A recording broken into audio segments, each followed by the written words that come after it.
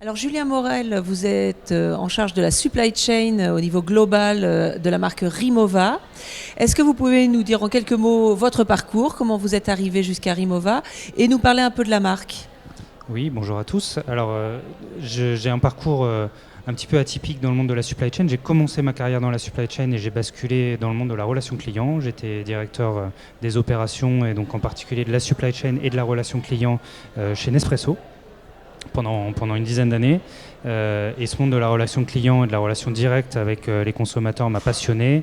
Et c'est pour ça que j'ai basculé dans le monde du luxe et de la bagagerie de luxe en l'occurrence, chez Rimowa, qui a été racheté par le groupe LVMH il y a maintenant 3 ans.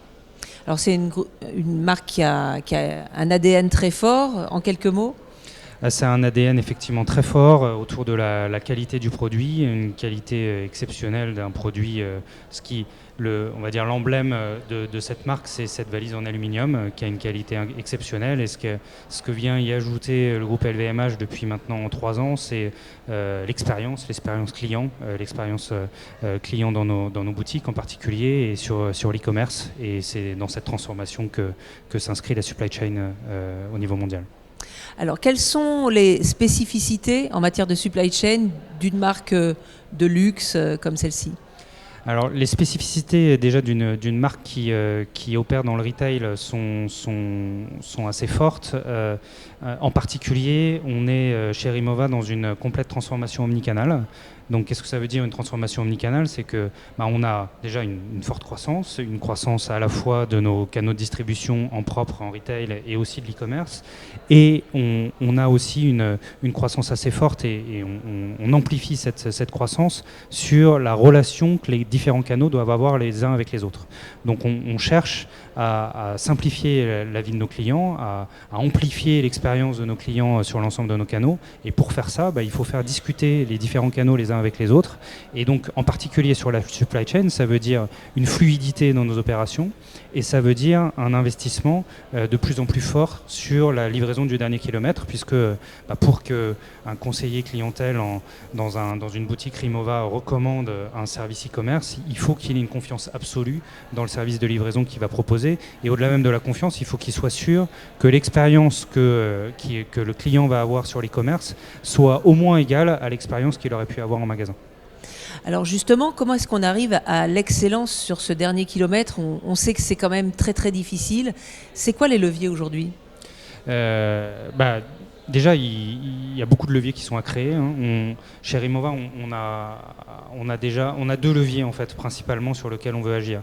Il y a un levier fonctionnel, c'est-à-dire qu'il faut vraiment répondre à une utilité pour le client. Il ne faut pas faire des choses gadgets, il faut faire des choses qui rendent vraiment service. Et puis il y a un levier émotionnel.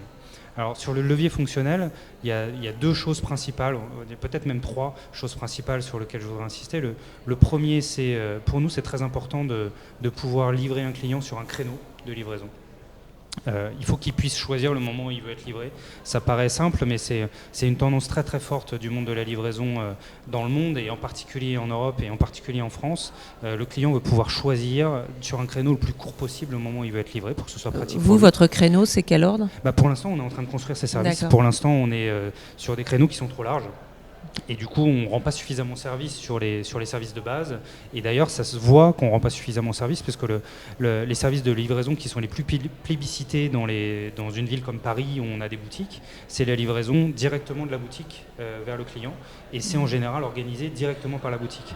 Et ils n'utilisent pas les services de livraison aujourd'hui qu'on leur propose, parce que ça ne rend pas suffisamment service aux besoins spécifiques d'un client dans une grande ville. Et donc on est en train de construire tout ça chez Rimowa et plus généralement avec le groupe LVMH. Donc l'utilité, la précision. Le deuxième, c'est le côté durable, sustainable d'une livraison. On ne peut plus accepter aujourd'hui de se faire livrer par des véhicules qui polluent.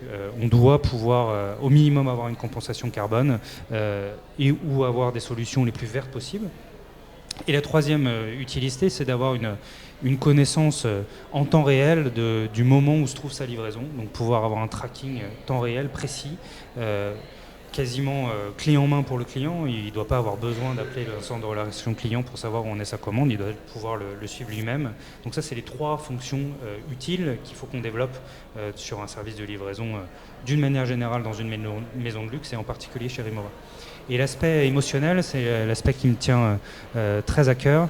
Je suis très attentif au concept de symétrie des attentions. Alors, concept de symétrie des attentions qui est largement plébiscité aujourd'hui dans les entreprises et dont se fait on va dire l'écho, l'Académie du service, c'est ce concept que la qualité de la relation qu'un collaborateur doit donner à un client est égale à la qualité de la relation qu'un manager donne à son collaborateur.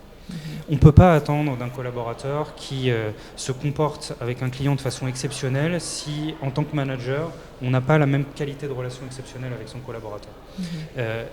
Si on transpose ça dans le monde de la livraison, on ne peut pas attendre qu'un livreur ait une relation exceptionnelle avec le client qu'il est en train de livrer, qui lui parle correctement, qui soit respectueux, qui s'excuse s'il est en retard, qui fasse attention au colis qu'il est en train de livrer et qu'il ne le jette pas par-dessus la porte si jamais il n'a pas le temps. Si nous, en tant que donneurs d'ordre industriels, on ne prend pas soin de nos livreurs, on ne prend pas soin des entreprises de livraison avec qui on travaille. Donc ça veut dire beaucoup de choses, ça veut dire être attentif au type de contrat que l'entreprise de livraison donne à ses collaborateurs, ça veut dire être attentif au salaire qui est donné à ses collaborateurs, aux horaires, aux formations. En tant que donneur d'ordre, on se doit aussi de former nos livreurs si on veut qu'ils puissent retranscrire une expérience auprès des clients. Il y a beaucoup à faire dans ce domaine, mais il y a aussi et surtout une grande responsabilité des donneurs d'ordre sur ce thème. Donc il y a finalement plusieurs dimensions à l'impact positif dans la supply chain. Si je vous entends bien, il y a une donnée environnementale, il y a une donnée sociale, inclusive, etc. Si vous deviez partager peut-être pas des conseils, mais une expérience ou des items à adresser, qu'est-ce que ça serait ? Pas des conseils, mais des expériences, effectivement. Je suis convaincu que pour pouvoir adresser correctement ces sujets d'impact positif, de transformation positive de l'entreprise, là on parlait du domaine de livraison, mais il y a plein d'autres domaines sur lesquels ces thèmes font du sens aujourd'hui, et au-delà même de faire du sens, ils vont devenir cruciaux pour l'avenir et le développement des entreprises au XXIe siècle. C'est qu'il faut absolument avoir une démarche qui soit systémique. On ne peut pas espérer pouvoir avancer sérieusement et durablement sur ces sujets si on les adresse que par un bout de la lorgnette et qu'on n'a pas l'exigence de vouloir traiter l'ensemble des sujets, pas forcément tous en même temps, mais en tout cas d'avoir vraiment l'exigence que tous ces sujets-là soient traités dans une roadmap et qu'on puisse les adresser dans une transformation globale de l'entreprise. Ça veut dire le sujet de la logistique, ça veut dire le choix d'achat plus responsable, plus durable, ça veut dire aussi la façon dont on conçoit les produits, penser tout de suite à sa seconde vie quand on conçoit un produit, ça veut dire penser à l'énergie qui est dépensée dans nos réseaux de retail, dans nos usines, mais ça veut aussi dire remettre à plat les indicateurs de performance qui pilotent l'entreprise, ça veut dire remettre à plat les valeurs de l'entreprise, la gouvernance, la raison d'être, la mission. Tous ces sujets-là doivent être adressés de façon systémique, de telle sorte que quand on adresse un nouveau sujet, pour les collaborateurs, pour les stakeholders, pour les fournisseurs, ça s'inscrive dans un sens global que l'entreprise veut se donner. Et on parle beaucoup du sens, des missions que l'entreprise doit avoir aujourd'hui dans son écosystème. Et pour moi, la livraison du dernier kilomètre, pour revenir à ce thème, s'inscrit complètement dans cette transformation systémique que l'entreprise doit mener aujourd'hui. Donc un sujet de direction générale ? C'est clairement un sujet de stratégie, c'est clairement un sujet de direction générale. Il faut effectivement remettre à plat la gouvernance, remettre à plat la stratégie de l'entreprise et ensuite pouvoir cascader ce qui a été construit au niveau gouvernance et stratégie à l'ensemble des départements, à l'ensemble des collaborateurs. Et si ça fait du sens, en systémique, ça va fonctionner parce que les collaborateurs d'eux-mêmes vont comprendre où est-ce qu'ils s'inscrivent et du coup, ça va créer un cercle vertueux où les collaborateurs, sachant où ils s'inscrivent et sachant dans quelle direction ils doivent aller, vont eux-mêmes générer des idées, vont eux-mêmes prendre des initiatives qui vont dans la direction dans laquelle l'entreprise souhaite aller. Une dernière problématique de la supply chain, c'est aussi son intégration dans la ville. On a vu récemment dans un article du New York Times le fait que la verbalisation des livraisons en ville à New York a augmenté de 34% en un an. Ça veut dire qu'il faut aussi que ce dernier kilomètre vienne s'insérer dans la ville. Quelle est votre vision un peu à ce sujet ? Ça rentre complètement dans ce que je vous ai dit juste avant, c'est que dans cette logistique systémique, les partenaires, les fournisseurs, mais aussi les États, les villes doivent s'inscrire. J'ai un exemple en particulier qui me vient, c'est que quand je travaillais chez Nespresso, la problématique du recyclage des capsules était une problématique très importante et l'est toujours aujourd'hui. Pour adresser cette problématique, il y avait deux options. D'ailleurs, les deux options ont été faites en parallèle. La première option, c'est de regarder ce que Nespresso pouvait faire seul pour mieux recycler ces capsules, puisque l'aluminium étant 100% cyclable, c'était dommage de ne pas pouvoir recycler toutes les capsules consommées par les clients Nespresso. Mais en parallèle, pour que ce soit durable et pour que ça soit même beaucoup plus ambitieux quelque part, il fallait traiter de ce sujet-là avec les pouvoirs publics. Il fallait pouvoir changer la façon dont on recyclait les métaux, les fines d'aluminium et d'acier d'un niveau plus global. Et donc du coup, il fallait travailler avec les pouvoirs publics, il fallait pouvoir travailler avec les autorités pour changer des choses au niveau du système de gouvernance, là pour le peu des villes ou d'un État en entier, si on parle de la France.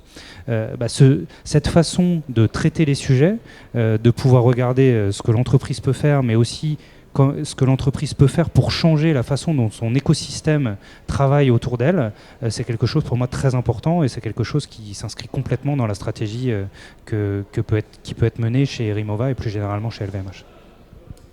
Vaste sujet donc. Merci beaucoup Julien. Merci beaucoup.